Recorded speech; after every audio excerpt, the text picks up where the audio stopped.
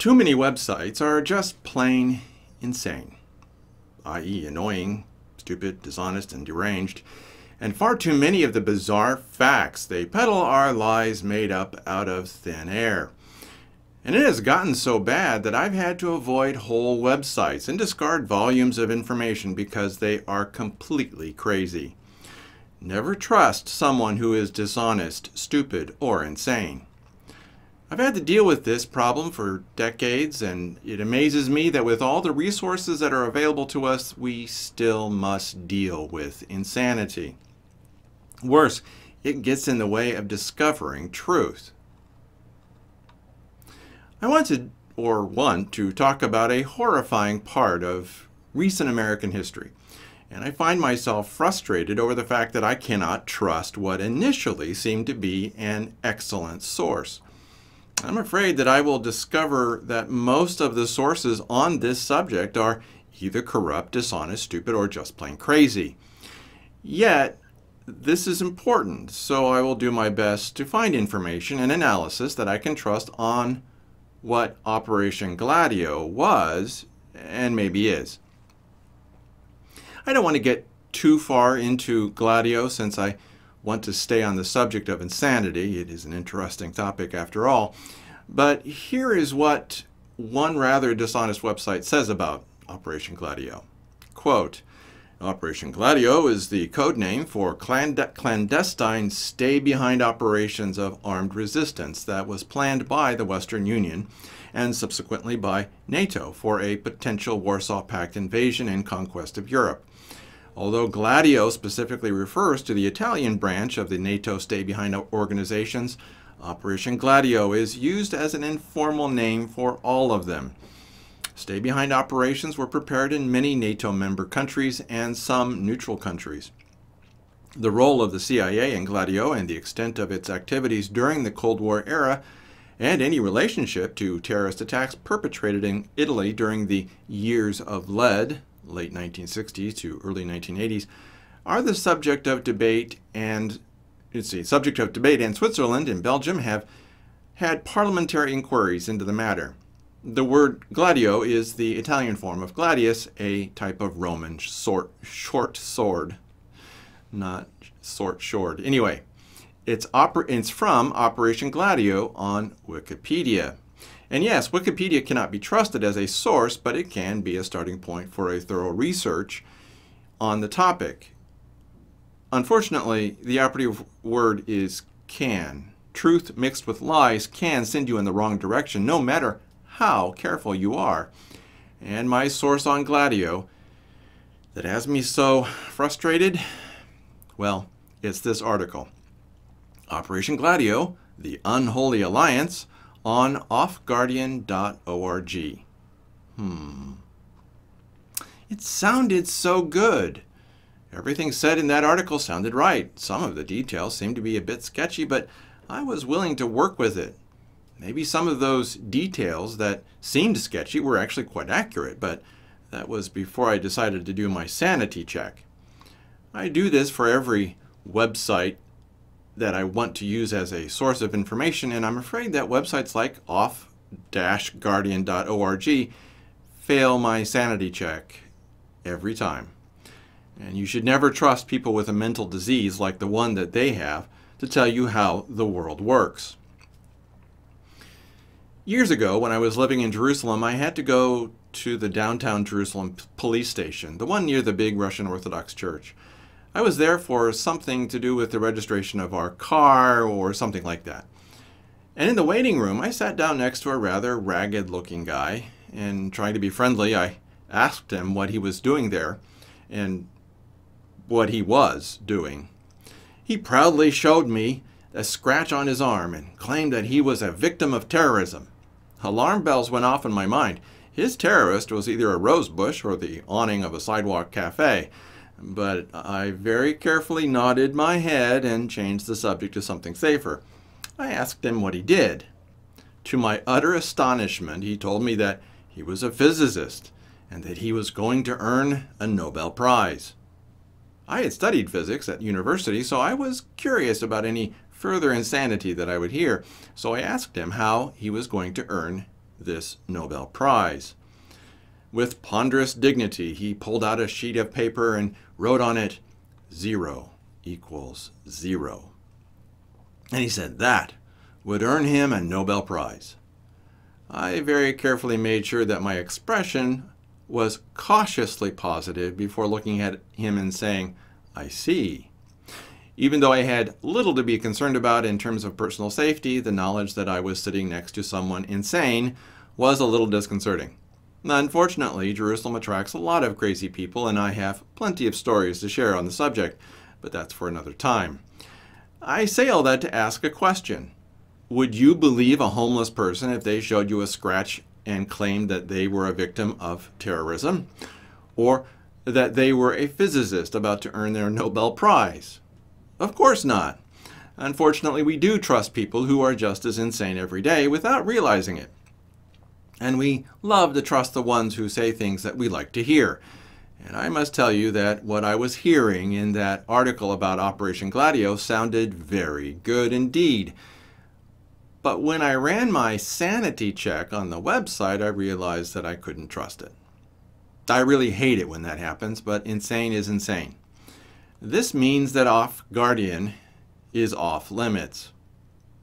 What is this sanity check, you ask? Listen carefully, because it's really complicated. It involves the complicated use of the fingers, a keyboard, a mouse, and your eyes. Since almost every website has a search function, go to the search box, type in the following letters: I, S, R, A, E, and L. Just 6 letters. Then hit the return key and read what you find.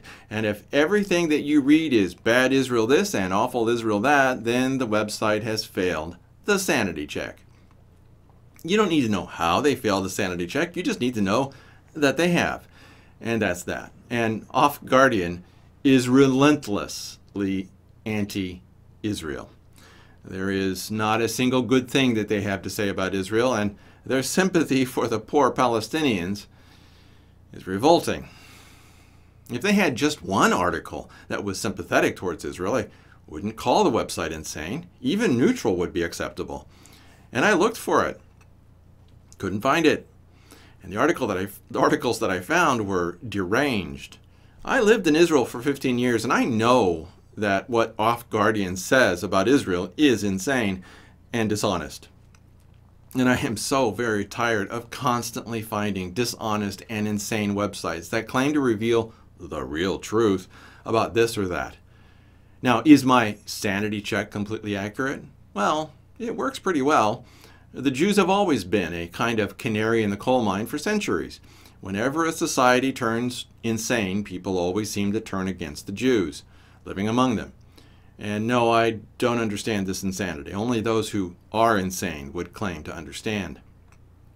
Oh, when you look more closely at other articles on relentlessly anti-Israel websites, you can see their insanity in more detail. For instance, a brief overview of offguardian.org shows hardly a word of criticism for Russia, Syria, and Iran.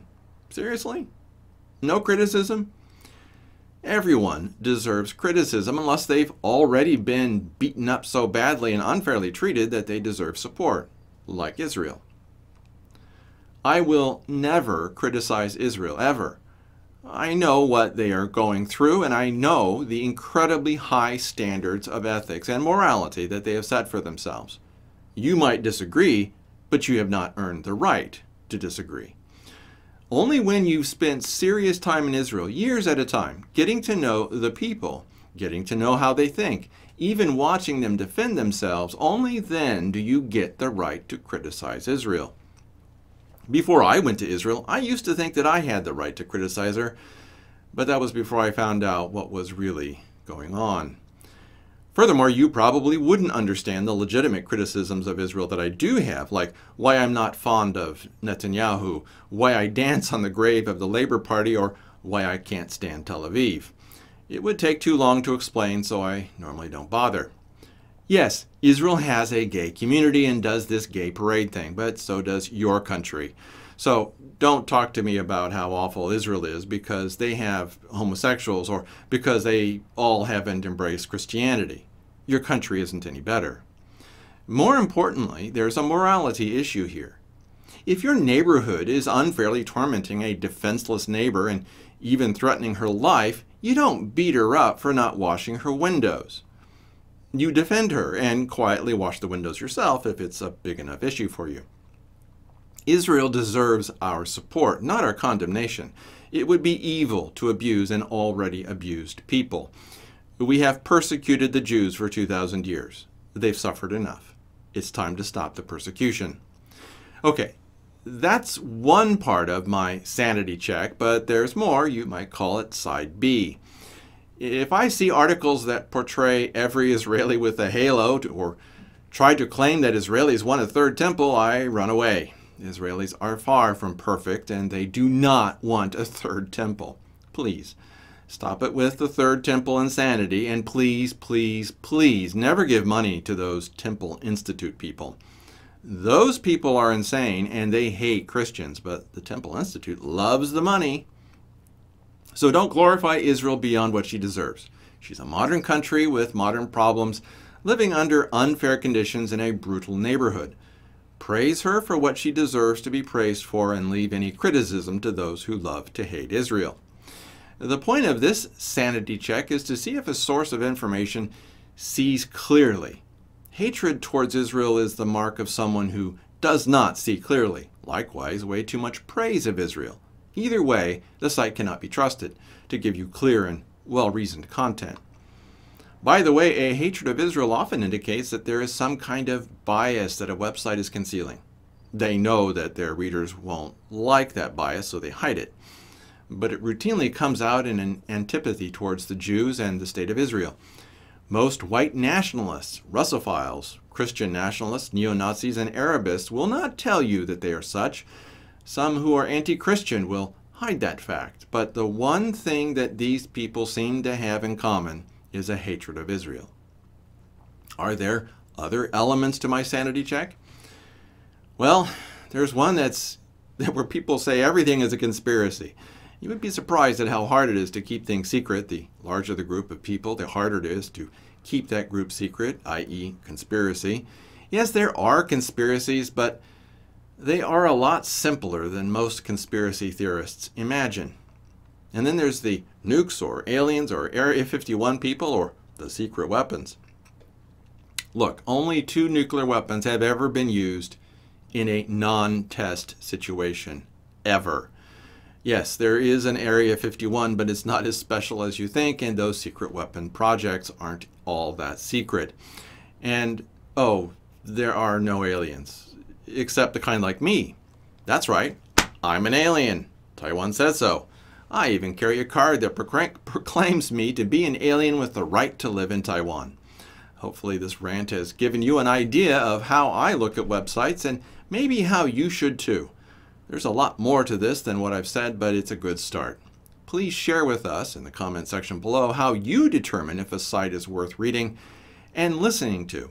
Oh, and I commend you on your choice of a megashock. I'm always sane, except when I'm not. Hey, did you like that video? Click like and hit the subscribe button and hit that bell to be notified when the next ShockCast happens. There's a lot more on omegashock.com, and you can subscribe to my newsletter at theshockletter.com for free.